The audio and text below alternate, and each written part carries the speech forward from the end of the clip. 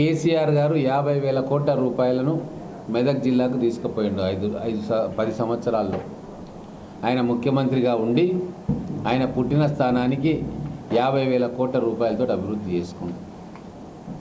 మరి ఇప్పుడు మన ముఖ్యమంత్రి వచ్చిండు కదా, మనకు 50,000 కోట్ల రూపాయలు తీసుకొచ్చుకునే అదృష్టం అవకాశం దక్కింది. మరి ఇప్పుడు దాన్ని కాదనుకుంటామా? ఇది మహబూబ్ నగర్ ప్రజలు ఆలోచించుకోవాల్సిన విషయం. ఈ 3 నెలల మనం చూసినాం ఎన్ని అభివృద్ధి కార్యక్రమాలకు పునాదులు పడ్డాయో. ఇంజనీరింగ్ కాలేజీలు, మెడికల్ కాలేజీలు, పాలిటెక్నిక్ కాలేజీలు, అగ్రికల్చర్ కాలేజీలు, వెటర్నరీ కాలేజీలు, స్కిల్ డెవలప్మెంట్ సెంటర్లు, ఇట్లా అనేక విద్యా సంస్థలు 3 నెలల కాలంలోనే మన ముఖ్యమంత్రి గారు మనకు మంజూరు చేసిండ్రు. 4,000 కోట్లతోటి ఒక నీటిపారుదల ప్రాజెక్టును మంజూరు చేసిండు. 3 నియోజకవర్గాలకు 130,000 ఎకరాలకు నీళ్ళిచ్చే ప్రాజెక్టు. మూలనబడ్డ పాలమూరు రంగారెడ్డి ప్రాజెక్టును 30,000 కోట్ల రూపాయలతోటి పునఃప్రారంభించాల్సిందిగా అధికారులను ఆదేశించింది. మహబూబ్ నగర్ పట్టణానికి డ్రైనేజీ వ్యవస్థను మెరుగుపరుచుకోనికే 268 కోట్ల రూపాయలను మంజూరు చేయించిండు. ఇంకా అనేక పథకాలు పెండింగ్లో ఉన్నాయి. టూరిజం ప్రాజెక్టులు, మన్నెంకొండ దేవస్థానాన్ని 100 కోట్లతో అభివృద్ధి చేసే ప్రాజెక్టు,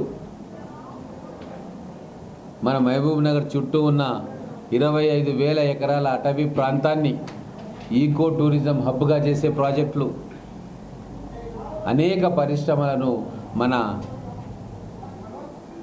హైదరాబాద్ బెంగళూరు హైవేలో తిమ్మాపూర్ నుంచి అలంపూర్ దాకా ఎకనామిక్ కారిడార్గా చేసే ప్రాజెక్టు, కొన్ని వందల పరిశ్రమలను తీసుకొచ్చే ప్రాజెక్ట్స్, ఇవన్నీ కూడా మన కళ్ళ ముందు కనబడతా ఉన్నాయి. మన పాలమూరు ఓటరు, మహబూబ్ నగర్ నియోజకవర్గ పార్లమెంటు ఓటరు వాటన్నిటినీ అందిపుచ్చుకుంటాడా, లేక కళ్ళ ముందు కనబడుతున్న స్వర్గాన్ని కాలదని త్రిశంకు స్వర్గంలో వేలాడడానికి నిర్ణయించుకుంటాడా అనేదే ఇప్పుడు మన ముందు ప్రశ్న. అందుకే రేపు ఉదయం పాలమూరు ప్రజల మనోవికాసం కలగాలని భగవంతుడు పాలమూరు ప్రజల ఆలోచన సరళి సరైన మార్గంలో పెట్టాలని చెప్పి మొత్తం పార్లమెంటు ఓటర్ మహాశైలకు సద్బుద్ధి ప్రసాదించాలి, సరైన నిర్ణయం తీసుకునేటట్టుగా ఆ భగవద్ అనుగ్రహం వాళ్ళ మీద ఉండాలి.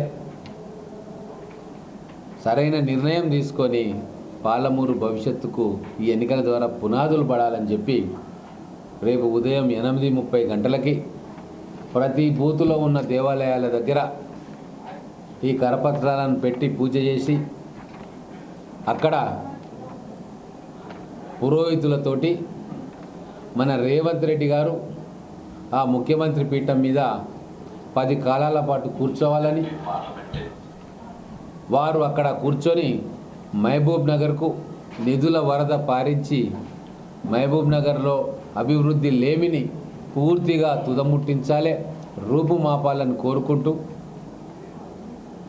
ఒక దివ్య సంకల్పంతో ఈ 3-4 రోజుల ప్రచార కార్యక్రమాలు నిర్వహించాలి అనే సంకల్పంతో రేపు 8:30 గంటలకు దేవాలయాల్లో గుడి గంటలు మోగించి ఈ కార్యక్రమాన్ని మొదలుపెట్టాలని మహబూబ్ నగర్ జిల్లా పార్టీ కాంగ్రెస్ పార్టీ నిర్ణయించుకుంది. అలాగే బూతులలో ఎక్కడన్నా దర్గాలు ఉంటే అక్కడ కూడా ప్రార్థనలు చేసి ప్రతి ఒక్క ఓటర్ ఇంటికి కూడా ఈ సందేశాన్ని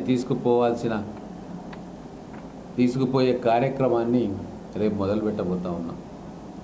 కాబట్టి మహబూబ్ నగర్ పట్టణం కావచ్చు, నియోజకవర్గం కావచ్చు,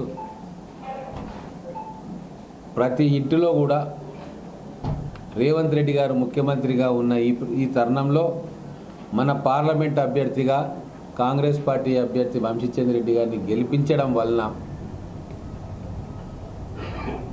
ఎంత అద్భుతమైన ప్రగతి మన ముంగిటికి రాబోతా ఉందన్న విషయం ప్రతి ఓటర్కు కూడా తెలపాలన్న లక్ష్యమే ఈ గుడి గంటల కార్యక్రమానికి మేము శ్రీకారం చుట్టుతున్నాం. ప్రజలందరూ కూడా మహబూబ్నగర్ పట్టణ ప్రజలు అందరూ సహకరించాలి ఈ కార్యక్రమానికని మన మీడియా మిత్రుల ద్వారా అందరినీ కూడా సవినయంగా కోరుకుంటా ఉన్నాను. ఇంకోటి కంటిన్యూస్, మన ఓటు ఎంతో విలువైనది, మన భవిష్యత్తు ఇంకా విలువైంది, మన పిల్లల భవిష్యత్తు అపురూపమైనది. మరి మనందరి భవిష్యత్తు బాగుపడాలంటే మహబూబ్నగర్ ఈరోజు కాంగ్రెస్ పార్టీకి ఓటేయాల్సిన అవసరం ఎంతైనా ఉంది.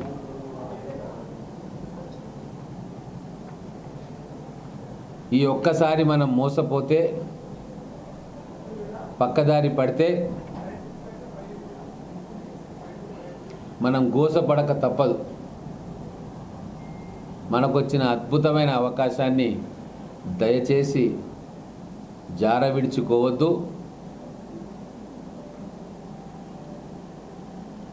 మన అభివృద్ధి అవకాశాన్ని విడిచిపెట్టుకోవద్దు. ఇదే మా విన్నపం. ఈరోజు మా ముందున్నది 50 ఏళ్ళ భవిష్యత్తు మాకు కనబడతా ఉంది. ఎలక్షన్లు అన్నాక విమర్శలు ప్రతి విమర్శలు జరుగుతూనే ఉంటాయి. ఎన్నో ఎలక్షన్స్ వస్తూ ఉంటాయి, పోతూ ఉంటాయి. ఎవరో ఒకరు ఎంపీగా గెలుస్తారు, ఎమ్మెల్యే గెలుస్తారు. కానీ ఇప్పుడు మన ముందున్న ప్రశ్న ఏంటంటే 50,000 కోట్ల రూపాయల అభివృద్ధిని మనం తెచ్చుకోవాలన్నా వద్దా? ఈ చిలిపి పంచాయతీలు, చిల్లర పంచాయతీల వైపు దృష్టి మలచాలనా, లేకుంటే మన పిల్లల భవిష్యత్తు, మన అభివృద్ధి, 1,000 కోట్ల రూపాయల నిధుల ప్రవాహం, మన ప్రాజెక్టుల పూర్తి చేయుట, వీటి మీదనే మా దృష్టి ఉంటుంది తప్ప కౌంటర్లు, ఎన్కౌంటర్లు ఇవన్నీ చాలా చిన్న విషయాలు. ఎలక్షన్లో మేము ఒక అద్భుతమైన అవకాశం మాకు వచ్చింది. మన పాలమూరు ప్రజలకు తెలంగాణ రాష్ట్రం ఏర్పడ్డ తర్వాత దేవుడిచ్చిన వరంలాగా మన ముఖ్యమంత్రి గారు రేవంత్ రెడ్డి గారు ముఖ్యమంత్రి అయ్యిండ్రు. ఫోకస్డ్గా ఉన్నాం మేమంతా. రేవంత్ రెడ్డి గారు పంపిన అభ్యర్థిని గెలిపించి రేవంత్ రెడ్డి గారి గౌరవాన్ని దేశవ్యాప్తంగా ఇనుమడింపజేసి కేంద్రంలో కాంగ్రెస్ ప్రభుత్వం ఏర్పాటుకు మా ఎంపీ కూడా అందుకు ఉపయోగపడి కేంద్ర ప్రభుత్వం నుంచి, రాష్ట్ర ప్రభుత్వం నుంచి అనేక వేల కోట్ల రూపాయలను మన ప్రాంతానికి తీసుకొచ్చి ప్రజల బతుకులను బాగు చేయాలని తప్ప ఇంకో వేరే ఆలోచన మాకు లేనే లేదు.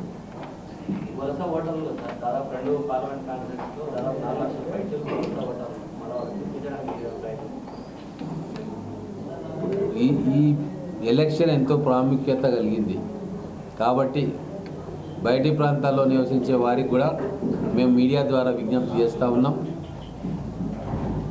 మీరు శ్రమ అనుకోకుండా మన పాలమూరు భవిష్యత్తు కోసం వచ్చి రేవంత్ రెడ్డి గారికి అనుకూలంగా కాంగ్రెస్ పార్టీ అభ్యర్థికి ఓటు వేయాలని చెప్పి వాళ్ళను మీ ద్వారా రిక్వెస్ట్ చేస్తాం.